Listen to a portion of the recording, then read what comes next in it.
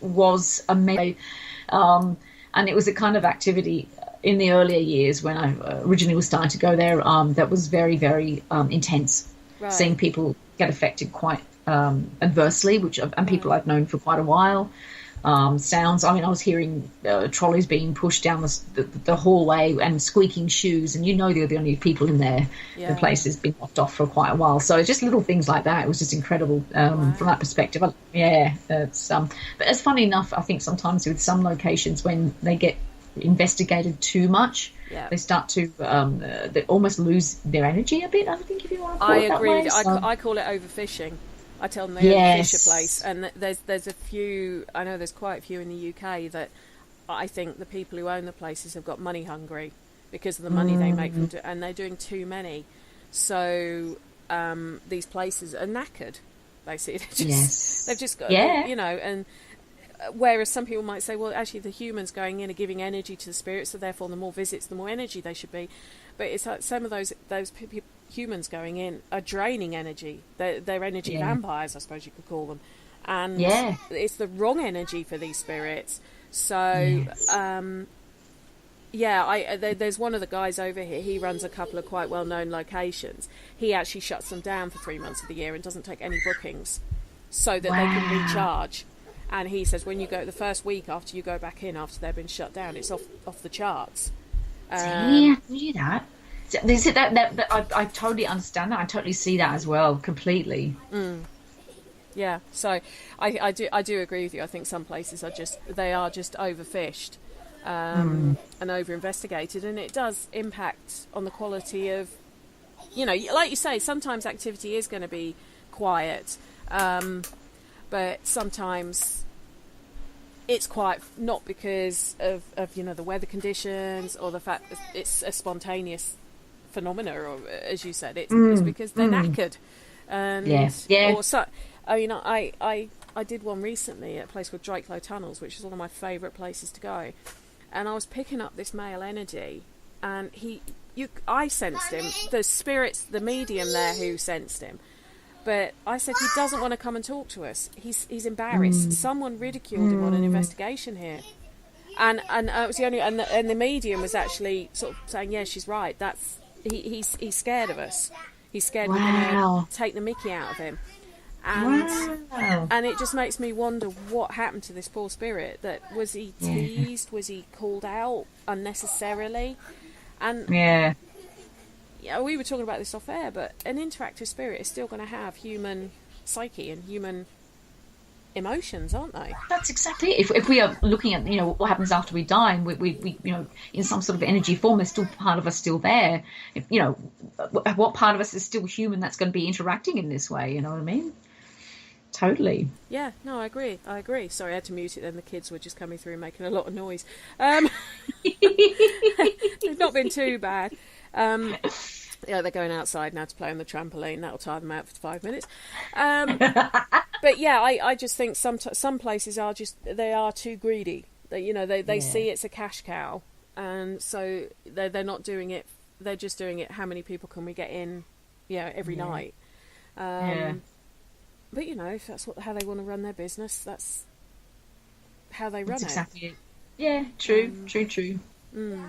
So it's not just doing the seminars that you've done. It's not just doing the website that you've done. You've actually done television stuff, and one of those is Ghosts of Europe. Yes. Which you actually did with your sister. Yeah, I did. And the beautiful people who produced it, called Moonlark Media, with a Caldy family, beautiful family, and such an opportunity when they asked my sister and I to come along to do that. It was like, much arm twisting was had. So, well, that was father and daughter, wasn't it? The team. Yes. The Caldies. Caldies, yes. Yeah, Michelle and I can't remember. Attila. I knew it was an unusual name. I couldn't remember his first name. He's Australian though, but he's got an Eastern European name. And for that show, you went to Eastern Europe, and you went to 3 amazing locations. One of which I'm going to be getting you on another show to talk about. I hate to tell you this, I'm telling you now. I will be getting you on another show to talk about it. You went to an orphanage in Hungary, which you will felt quite emotional in. That's one way of putting it, without ruining it for anyone who's not seen it. Oh, by the way, if you do want to see it, just go over to Amazon and go over to the is it Amazon Prime Video or whatever the television thing's called. Put in Ghosts of Europe and you'll find it there. It's a really interesting show. So it covers 3 places. So it covers it's an orphanage in Hungary, one of the castles that Countess Elizabeth Bathory, however you want to pronounce it. Lived, Bathory, which is the one I was very interested in, the one I want us to do a show on at some point, because I'm dying to do a show on her. Yeah. And also, you went to the infamous Chernobyl. Yes. And Pripyat, the workers' town that was attached to Chernobyl. Now, that one blew me away. It always blows me away whenever I see pictures of Pripyat and Chernobyl, because I do remember it happening back in April, 26th of April, 25th, 26th of April, 1986. Some people may not, listening to the show. You know, I think if you're under about 40 maybe, you won't remember it in any great detail. Yeah. You probably heard of it, but you don't remember it actually happening. Yeah. Now that one, I have to. How close did you actually get to the actual reactor itself? Probably about 20 meters away. Whoa. So there's a picture of, I've got, I think on my Facebook, I must have been, or even on my Instagram, where they've got obviously the sarcophagus that they've built over that now to try and contain, whatever, as much as they can. And even though our Geiger meters were going off as well, with radiation levels, even at that point too. So it's obviously lowered it, the radiation coming from that, but it's still obviously quite a bit still coming from that, because it's still simmering away as we speak. Yeah, it is, yeah. And we'll be well for a long time. 100,000 years or so, something like that. Yeah, exactly. That's exactly it. It's that kind of thing. Everyone just kind of crosses their fingers and toes and just hopes it doesn't go again. Yeah. Because there's always going to be some sort of potential for that to go off, and if it does, the whole world is in a whole world of pain. You could say that. Yeah. Yes, and that's the reason why they were able to build that sarcophagus, is because the whole of the United Nations, everyone got together and put money into it, because the rest of the world would be completely screwed over if something happened again. But we got to that close to it, and it just felt very surreal, because having been alive, like with you remembering when it happened and was on the news, and because it was all the news all over here in Australia as well at the same time, but eventually when it got leaked out. So it was quite surreal to be there. But there's still a working reactor next to it. Reactor 3 is still going. And then people still working right next to it, as if nothing's happened, sort of thing, and that blew me away equally as much. So well, for anyone who doesn't know, actually, who's only ever heard of Chernobyl and they don't realise what happened, I have been studying nuclear fission for the last week. Now, I'm not professing to be a nuclear scientist or anything yet, because it's still blowing my mind a little bit how this works. Although I'm going to try and do it in the most simple explanation possible for my understanding how a nuclear reactor works. So if anyone listening is a nuclear physicist or a nuclear scientist, or you're sort of like, no, you've got to add this bit in and add this bit, I'm sorry. This is my kind of basic understanding. So, and you probably know all of this, Beth, so please excuse me if I'm teaching you to suck eggs here. But the Chernobyl reactor was what they called an RBMK reactor, which basically means it used, I think it was graphite, and it was called a graphite moderated light water reactor. Now, the Russians especially, or the USSR, the Soviet Union, as it was at the time back in 1970, they liked these kind of reactors. But what they were also a bit of a nightmare of doing over there was rushing the manufacture of these kind of things to try and get them completed ahead of schedule, so that the workers would get a bonus. And that meant they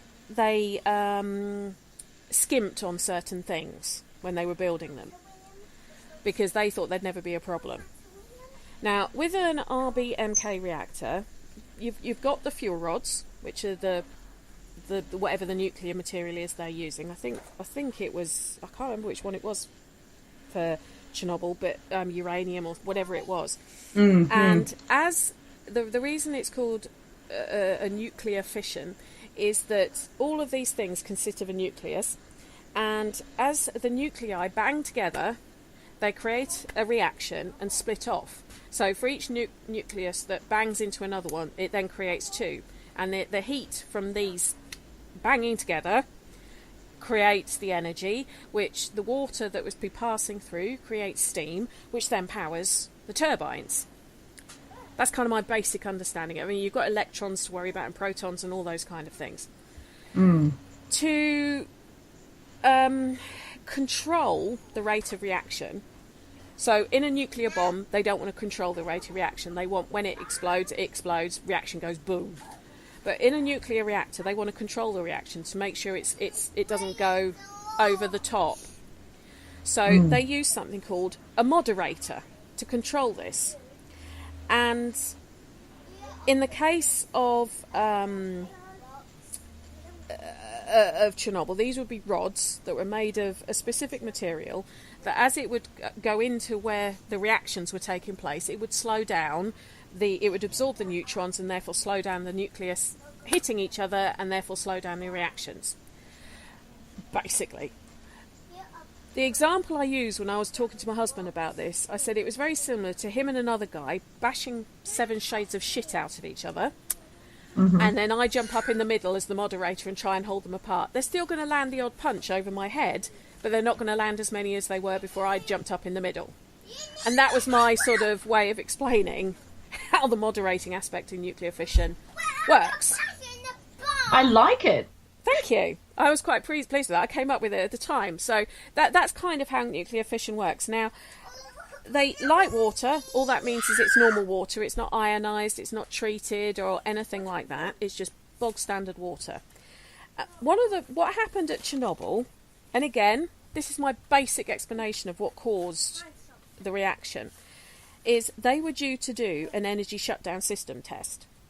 Because to cool the reactors down when they're producing the energy, and it does need to be constantly cooled, they would have generators that would push through, they're turbine things that would push through water to cool it down. And ironically, they needed to use mainframe electricity to power this to push through the water.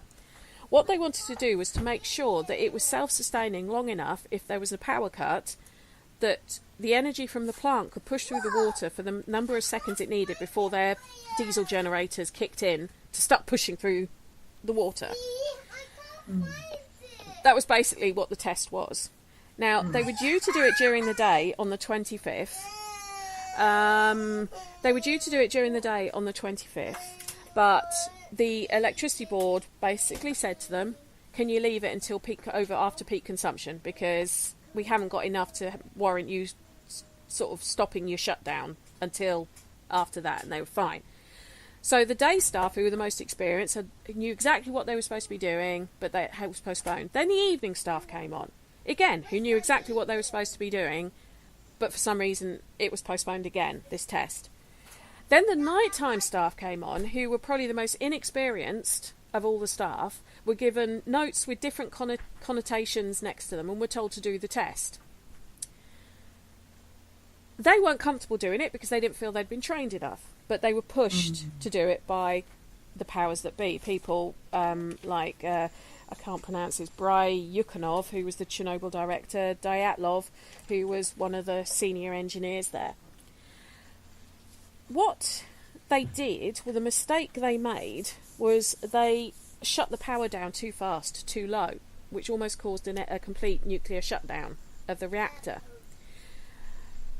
Dyatlov sort of said, so by shutting them down, basically they dropped all these control rods into the reactor, which shut down the reaction. Now, it needed to be at about 700 megawatts of power to do the testing that they wanted to do, and they dropped it down to below 200. So they suddenly raised all the rods again to try and get it to speed up. But because they'd done it so suddenly rather than gradually raise the rods, there was a thermal reaction going on with all the nucleus. They suddenly went mental and started punching each other and splitting off and everything. But it was so fast that the generators couldn't cope, and they couldn't shove through enough water to cool it down. And the water they did shove through turned into steam, which went through the turbines, blew the turbines because they couldn't cope with the amount of steam that was suddenly hitting them. There's no cooling water to cool down the reaction, so the whole thing heated up. So they tried pulling more rods out to get the reaction to go even faster to try and bring it back up to power. There's something like 2,500 rods that should have, control rods that should have been in, and there should only ever be a minimum of 15. Well, they left there was only 8 rods actually in, which was below safety minimums. This was all on the command of the head engineer. So basically there was a nuclear explosion because there was nothing to regulate the neutrons banging against each other. This blew off the roof, killing one of the engineers straight away who was in the proximity of it. But even still, they then decided the machines are all going nuts. The engine room is all going nuts, and one of the junior engineers sort of said, "We've got to shut this down. We've got to shut it down now. It's blown the reactor." Dyatlov wouldn't admit that it had blown the reactor. He kept saying, no, it's just one of the pumps that's blown. The reactor's fine. It couldn't have blown the reactor. And said, you've got to put all the rods back in to slow the reaction down. And they tried to drop the rods in, but because the end of the rods was a material that actually exacerbated the reaction as opposed to reduced it, it melted into the reactor. So the reaction was getting even harder by this point. So there's even more nuclear stuff booming up. And I think they said that the explosion went at least 150 feet or 1,000 metres into the sky. And they said one of the guys that was interviewed who'd seen the reaction, the explosion itself, said it actually looked really beautiful, all these different colours of all this. It was a rainbow. I had no idea what was going on. Yeah, apparently. Yeah. So the fire brigade, the fire service, who were meant to monitor Chernobyl, came in and started pouring, because there's a big fire now, because this explosion set fire to the materials that are in the reactor. They start pouring water on it, which meant there was more steam, which meant there was more heat, which meant it wasn't cooling down the reaction, it was heating it up, so that there's still nuclear material down there that's still causing nuclear reactions. Now, it was a litany of mistakes made, and I hate to say it, a lot of them were man-made. Because the other thing they then found is the roof was on fire. Now, these reactors were meant to have been built with flame retardant materials, but to keep it on budget, or under budget, and to keep it on time, the director who had built it couldn't find the flame retardant materials he wanted for the price he wanted within the timescale he wanted. However, he could find loads and loads of bitumen. Bitumen is highly flammable, and he used that on the roof. Now, I was telling my husband all of this, and I said they wanted flame retardant, and he said, "Don't tell me they use bitumen." Yeah. And as a roofer, which is what he does for a living, he just laughed and went, "That's going to go up." And it did. Yeah. That was just on the first day. That was at about 1:30 in the morning on the 26th of April. Anything you want to add to that? You mentioned about the guy who said about the rainbows. Yes. Well, when you actually go into Chernobyl and you're doing the actual tour itself, they actually run a video. If you're being picked up from a hotel or something like that in Kiev, they actually run a video of documentary and interviews and all the inside information about what happened on that day or as you're going out there. And it was, I mean, I think obviously there were 2 people that died pretty much instantly, somewhat, when it happened. But there was also a section where as the firefighters did, there's a monument there at Chernobyl, which actually is for the firefighters that jumped in literally after that. And obviously they died within 24 hours, I think it was. If not I think less. it was 3 or 4. Yeah, exactly. It was just instant radiation poisoning. Yes. That's it, you're gone, kind of thing. Yeah. But it was an incredibly intense situation, but one that people just didn't realise the enormity of until, as the days progressed. But I'm sure you're going to be able to fill people in on the history of what happened with the township next door to it. Yeah, well, I'm coming to that. Yeah, I mean, those firemen, what they did was they were all heroes. All the engineers who stayed on site. Because what was interesting is, as it happened, one of the main engineers wouldn't believe, I think I said, he wouldn't believe that the reactor had blown. And he sent one of them out into the main engine room with... they weren't Geiger counters. They measured radiation in something called Rontgens, and it was only measuring like 5 or 6 Rontgens on this meter, dosimeter, and the average annual consumption of Rontgens for a human is about 6 anyway, just from the atmosphere. So they were thinking, it's fine, the reactor's safe, it's not blown. What they didn't realise is that meter only went up to 6 point whatever Rontgens. When they went out there with a meter that measured up to at least 1,000, that was going off the scale. Now they believe that it's something like 400 Rontgens is lethal within 4 days if you've been exposed to 400 Rontgens. Now they think that by the first day, the level that was passing out across Pripyat, which we're going to talk about in a minute, was 15,000 times higher than it should have been. Yep. By the afternoon of the 26th, it was 600,000 times higher. So the amount of radiation people were receiving just by the afternoon of the 26th, not knowing, still being outside playing, still with their windows open, still sending their kids to school, all that kind of thing, was 600,000 times higher than the normal daily dose of radiation. And part of it is due to the fact they didn't have dosimeters at Chernobyl that could measure high enough to show what the worst case scenario could be.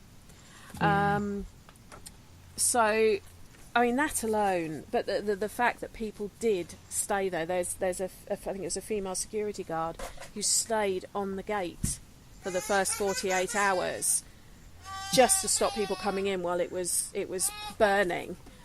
You know, they all these people, the fire brigade, the firefighters who didn't know what was going on, who had no radiation protective equipment, who were putting water on a nuclear explosion, which was making it worse. They'd had no training how to deal with a reactor explosion because nobody thought it would ever happen. Yeah, exactly. So you've got that to factor in. And then it was 4 days before the inhabitants of Pripyat were told what had happened. 4 days before they were started to be evacuated. 48 hours later, they evacuated 43,000 of them. But it was 4 days before information got out to the rest of the world as to what had happened. That's right. And that was because of Sweden. Yeah. Sweden found out. Do you get told this when you do the tour of Chernobyl? Yes, yeah. And they really... I was interested to see how they would communicate the information about what actually happened, because you still can't get full facts of just about everything. There's most information you can. I mean, obviously trying to find information about how many people died or have died as a result of this is very difficult, because I think a lot of it gets shrouded for obvious reasons. So they're kind of like, keep it undercover. We're good. But, the fact that there were women that were encouraged to have, who were pregnant or encouraged to have abortions because they were worried about how much radiation these women were exposed to. Yeah. Some actually wasn't as much as what they would have thought. So these women went and had abortions for unborn, fetuses that would have been fine if they would have been born. So everyone just was in panic mode as soon as it got out. So it's incredible way in which it was handled. And I just think that we've got as much information as we can, but the information on those videos were actually quite good because it was all raw footage of it. and what happened at the time. And it's the fact that they had, like you said, they had been evacuated, up to 2 days after the actual explosion. Yeah. And they said, oh, you'll be coming back. So they left their things in their homes thinking they're going to come back. They never did. They had to have people go through and take them out. And those places are incredible. That's just very eerie to walk through, very eerie. So when you were actually at Chernobyl, the reactor itself, I mean, I have to say, your guide on your bus, bit of all right, bit good looking, especially with that Russian accent. Yeah, I might look him up if I go there. Something nice to look at. But he was also very knowledgeable, and he was also he seemed to take good care of you all as well. Yes, he did. What does it? I mean, it must be eerie, especially with the giant sarcophagus, which they've just finished replacing, I believe, with one that's supposed to last now for 100 years. And I would have thought it looks quite eerie, especially if you know what actually happened there. I think with the death toll side of things, it's hard. There's no official death toll. I think they reckon that the first few days of it, 28 people they know for definite died, but it's very hard to get the authorities to say how many deaths have been attributable to Chernobyl, because they keep changing the classification as to whether it's a Chernobyl related death or not. I know there's been something like ridiculous, like a 300-kilometre radius, there's been an increase in thyroid cancers, lung cancers, birth deformities, all those kind of things, which most professionals are saying are attributable to radiation poisoning. But what does it feel like by the reactor? What does it feel like? There's something hanging around. Does that make sense? Yeah, it does. I think around the reactor itself, we could only really be there for a certain period of time because of, there's constant radiation there. In saying that, like I said, there are people working next door to it every day.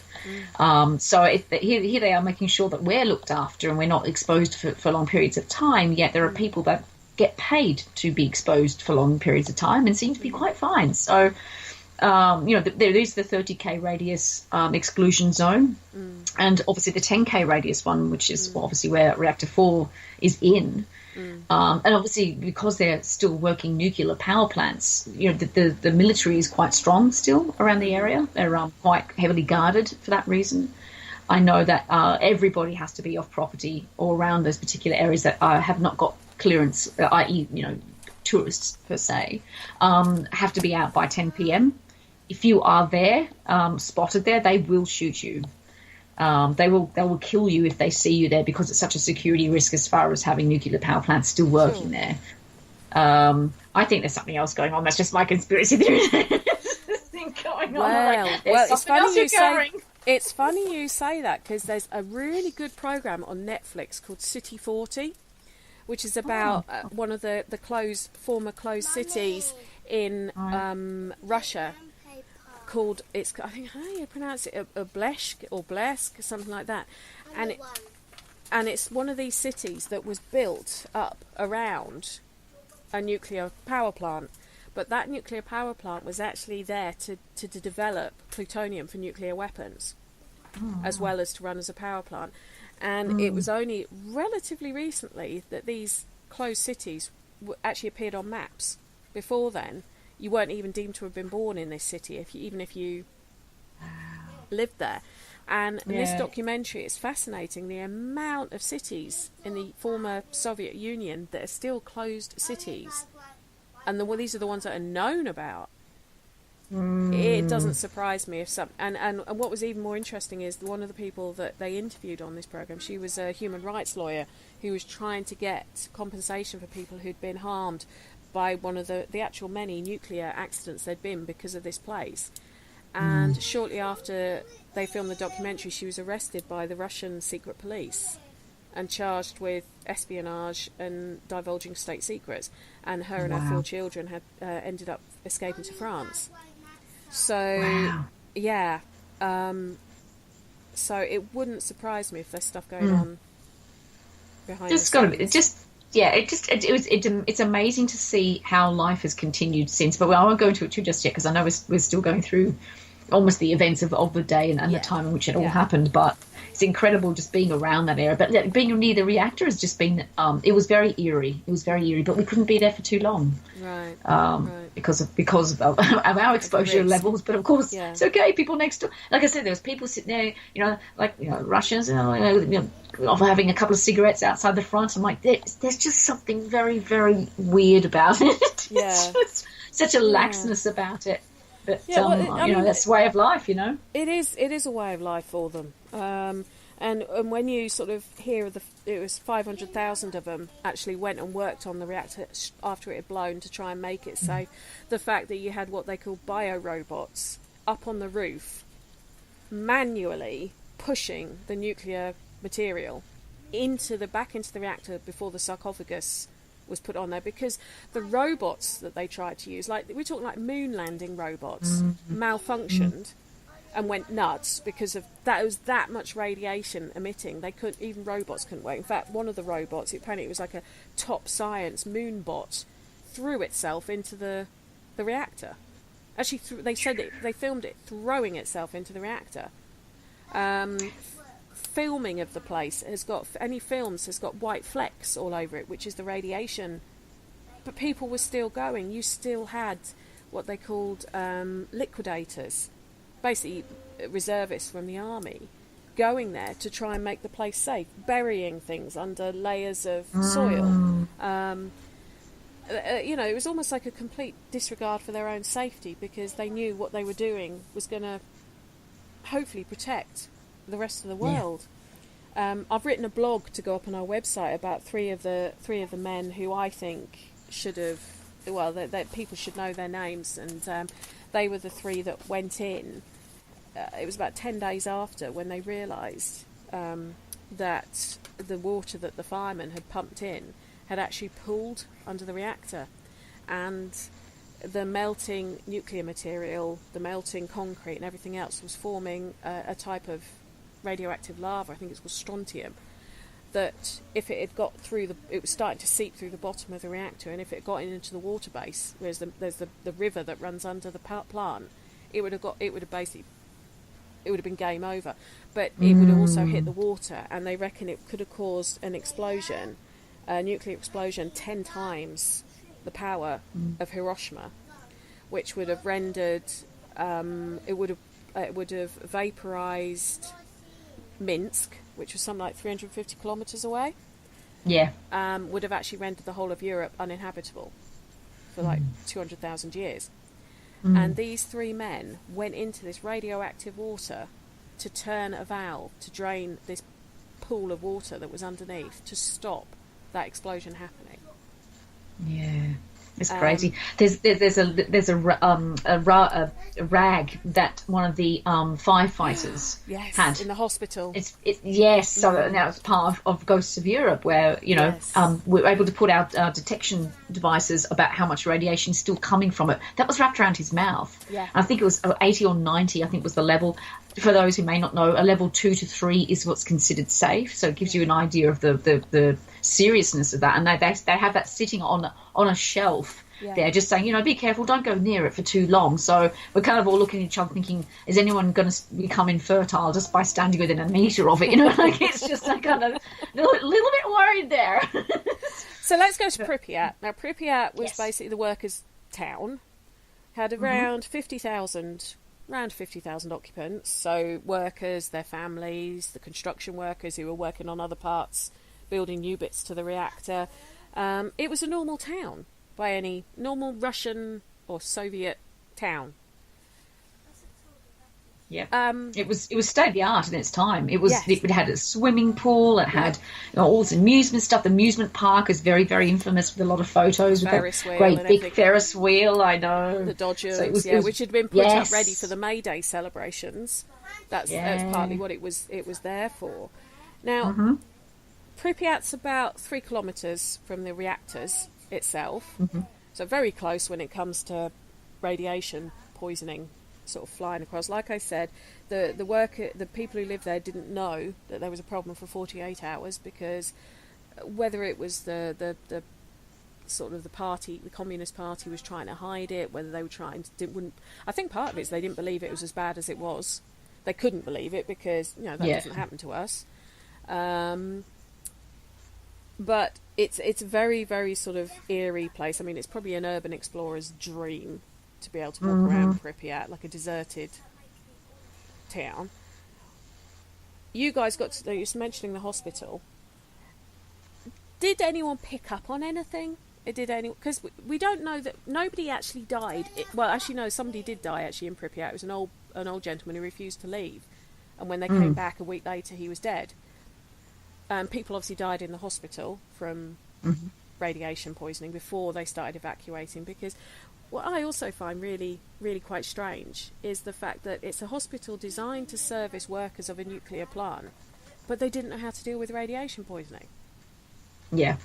I find that quite weird. Obviously, they didn't think it was going to happen. No, they didn't. That's the whole thing. It's this kind of, it couldn't happen to us. The fact that nursing staff at the hospital developed radiation poisoning just picking it up off the clothes of the workers and the firemen and the rescuers who were being brought in. So, but those numbers aren't included in that sort of 27, 28 that are deemed as being attributable deaths to Chernobyl, which I find disgusting. Yeah. What does it feel like in the hospital? Does it feel like something very bad happened here? If you get what I mean. Out of all the buildings that we walked into, and there was people's apartment buildings we went into, was the school as well. That was had an element of creepy, but I think to me the hospital was the most impactful. I think because you had, an idea more of what would have been happening in there. Like I said, particularly with the whole abortion issue. There are still medicine bottles that are still sitting there in some aspects of it and stuff. There's papers here and there and stuff like that. It's certainly, to me, had probably one of the buildings that had the most presence to it. There's something just about hospitals. There's a vulnerability about it. You're exposed, and yet it's that borderline of life and death when you walk into places like that. And the fact that obviously people, in the first place you take people who've just been sick or been exposed to anything like this would be the hospital. So I think walking through those halls, it just felt so intense because of that. Because you would have imagined the panic that would have been happening through people once they realise that these people are ill and have been killed or on their way to not being obviously not existing purely from what's happened. It just felt really really intense in that way. Well, I think you said something in the documentary that I thought was very apt. You said this is where most people start their life and this will be where most people finish their life. Yes, which is true. That's exactly it. So true. So do you think that kind of energy that you felt there could be attributable to the radiation, i.e. it's doing something weird with your brain and making you feel something that's not there? Or do you think it could give spirits some kind of energy? Because we know spirits like electricity, don't they? We know when they steal our batteries from our devices, all that kind of stuff. I mean, radiation as an energy is probably about as powerful as you can get.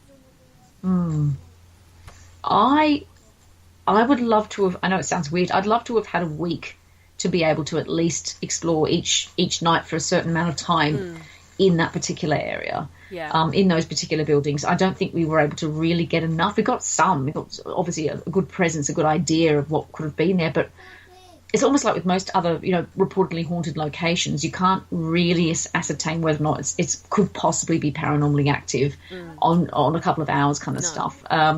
I think it certainly has potential to be very interesting, and that's what we were there for, was the fact that, does radiation enhance it or does it decrease it?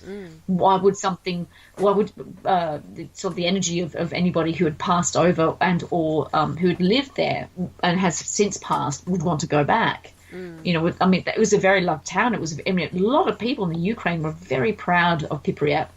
It was like there's a fabulous example of Soviet, communist, and it was, a fabulous fabulous set out and buildings. It was all just this great little village, and people were very proud to work there. So then to have this happen, and for it to be almost sort of, almost killing the world, if you want to look at it that way, purely because of the issues that had occurred, it's pretty intense. But I think I would love to have had a bit more time to actually explore that theory. As I said, when we talk about the possibility of life after death, and if we want to look at other alternatives, which can be stuff like in physics and that sort of stuff, where we're looking at different types of materials and things like that can actually interact and change and manipulate energy. I think when it comes to radiation, that certainly should be up there to have a look at. Obviously, doing it safely. We don't want to die now, do we? No. No. Well, that'd be one good way of doing the research, wouldn't it? Yeah. Exactly. Let's become the paranormal, and then you come back with an EVP, and everyone's happy. Yes, I told you.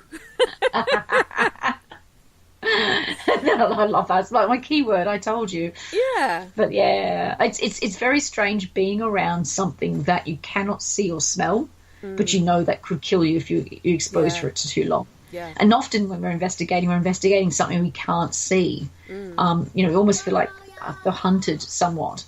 So when it comes to radiation, it just felt like, I know this can kill me. Not I might, it's not like I'm looking for a demonic entity. I'm looking, this is something I know that over time can actually give me cancer. So that was probably something that was always often at the back of my mind. I think some of this, I wore something that I had thrown out. So we had shoes that we brought with us that didn't have really tight grained sort of sole type stuff. So, wherever soil could get onto our shoes could easily be knocked off, and we actually threw all our shoes out. So we literally bought shoes just specifically for investigating there, because we didn't want to take any soil back with us at all. And my sister went to the point. Would you go back? I'd totally go. I'd so go back. Only because I'm curious. I'm like, I want to find out more. I want to expend, a little bit more time here, a little bit more time there. There's a couple of other buildings. But when we're walking through to some of these locations, we had to make sure we didn't even touch the trees, because there's still so much fallout still in the foliage in the forests. Well, one of the forests, it's known as the red forest when the radiation wiped, because it went from being green to red, and that's one of the impacts of. There was a story there's a book I read, and I've just completely forgotten what. Andrew Leatherbarrow's book. It's 12340, The Incredible True Story of the Chernobyl Nuclear Disaster, and if anyone wants to read a book on it, it's brilliant, really brilliant. And he actually debunks some of the myths that went round about Chernobyl. Those 3 guys I mentioned who went down to drain that pool, people are told that they died within 48 hours of doing that. Well, they didn't. They survived. Nobody knows how, but they did. And he tracked them down to prove that they just this is what my blog's about, the fact that these guys should be heroes, not some of the people we seem to be heroes. But I can't remember where I was going in this. What were we just saying? My mind's just gone completely blank. That's right. So we're talking about so it was the hospital, it was the oh god, now you got me. Oh my god, what was it? That's really bad, isn't it? So unprofessional. I have done this before. It's not my first one. That's right. Right. But anyway, if you read his book, and it does give it gives a really, really good example, and he that's right, and he sort of this is right, and it was one of the sort of somebody who said that when it had first happened, people would, it was a nice sunny day, so people were going up onto the roofs of their buildings in Pripyat to sunbathe, and one of them came back down saying, I've gone really brown really quickly, and they didn't realise that was radiation poisoning, because one of the things radiation poisoning does to you is it makes it look like you've got a really good tan really, really quickly, and that's actually your skin cells dying off, because radiation poisoning basically kills, it infiltrates your DNA and it kills your skin cells off, but then means that your skin can't regrow new cells, which is why you get the great big open sores. But they had a lot of people coming in sort of the first couple of days after it happened, and that's one of the reasons that the trees went, it was almost like they got sunburnt. But and these forests, they had to bury them, didn't they? They had to bury them under. Yeah. And this is what these poor guys who were called the liquidators were actually doing. It is somewhere. I did say to my husband, I'd like to go there. Just from a sort of. Just from a historical perspective, it is a fascination. Absolutely. I mean, you do have to go through radiation checks on your way out. Good. Which, yeah, I know, which was really handy. But mind you, the machine that they use for it looks like something from the 1950s. You literally, it's like standing on an old-fashioned scales, and you put your two hands up on a pillar, and you put your feet, you step onto it, and then it clicks yes or no if you've got radiation. That's it.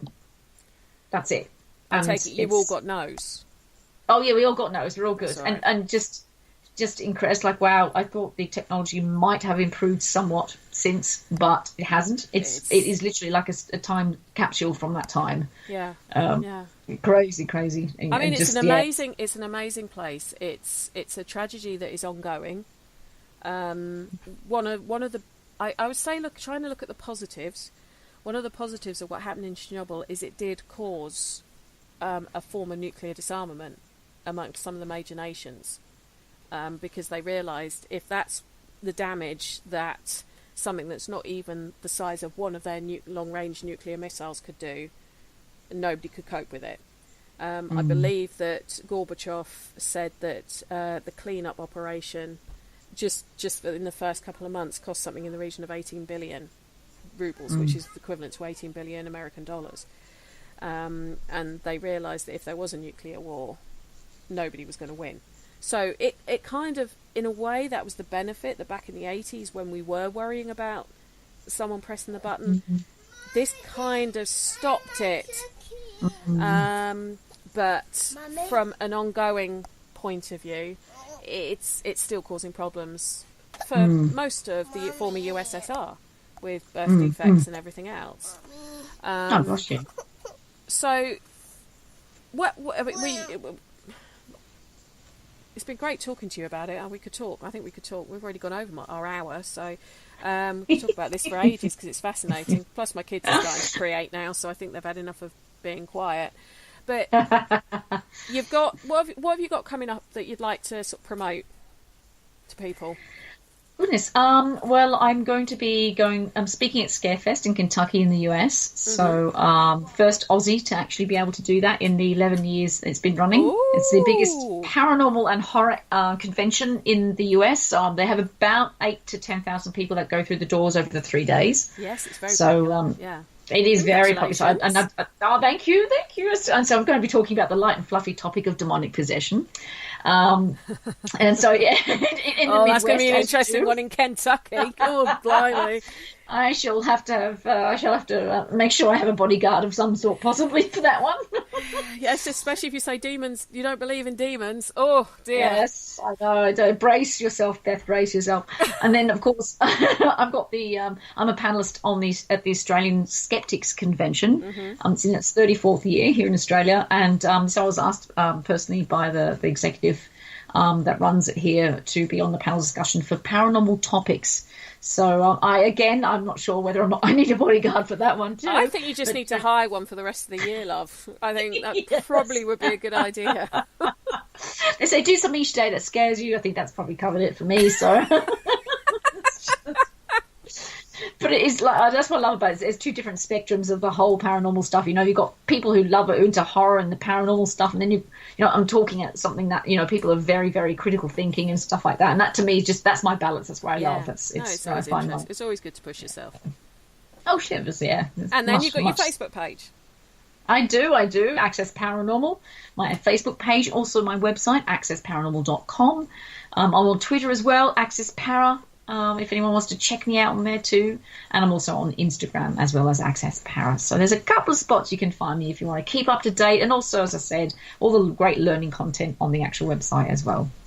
Well, it's been absolutely awesome talking. I've really enjoyed talking to you, Beth. I think, you know, I did tell you that when I talk to Bill or Sarah, it normally goes on for 3 or 4 hours. I think we could have probably done that as well. Easily. Yeah, we'll have to book another one so we can just chat when I haven't got to worry about kids shouting and yelling at me.